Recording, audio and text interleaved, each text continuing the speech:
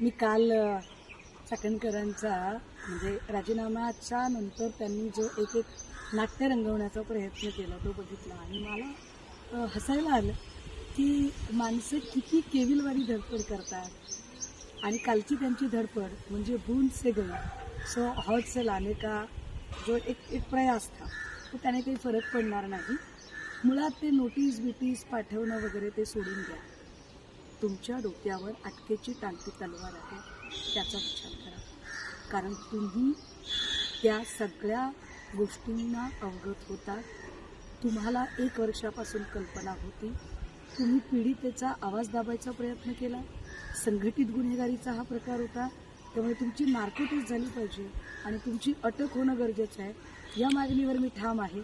सगळ्यात महत्त्वाचं गोष्ट ही काल राजीनाम्याचे निर्देश गृहमंत्र्यांनी दिले. खरं तर सुनेत्रा वहिनींनी ती हस्तक्षेपाची वेळच येऊ द्यायला नाही पाहिजे होती. सुनेत्रा वहिनींना नेतृत्वातला खमकेपणा दाखवण्याची काल एक संधी होती. ती संधी त्यांनी दवडली. असो, मात्र आता तरी अजितदादा कधीही गंडेदोरे करणारे नव्हते. अजितदादांनी कधीही भोंदूगिरीला थारा दिला नाही. अशी गंडेदोरे अंगारे दुपारे भोंदूगिरी तंत्रमंत्र करणारी बाई जर राष्ट्रवादीच्या प्रदेशाध्यक्षपदावर असेल आणि तिच्यामुळे जर पक्षाची बदनामी होत असेल तर तातडीने तिला महिला प्रदेशाध्यक्षपदावरून पायउतार केले पाहिजे.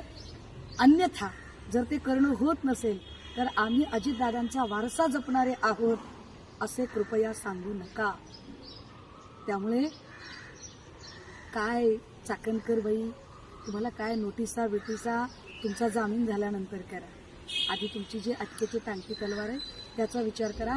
500-600 कोटी रुपये तुमच्याकडे आहेत. तटकरेंसारख्या प्रवृत्तींचा आशीर्वाद तुमच्यावर आहे. त्यामुळे माझ्यासारख्या सडाफटीन चळवळीतल्या माणसाला तुम्ही धमकावण्याचा नक्की प्रयत्न कराल. परंतु अशा धमक्या गेल्या 25 वर्षापासून आम्ही रोज बघत आलो. मी एन्जॉय करते तुमची धमकी. थँक्यू.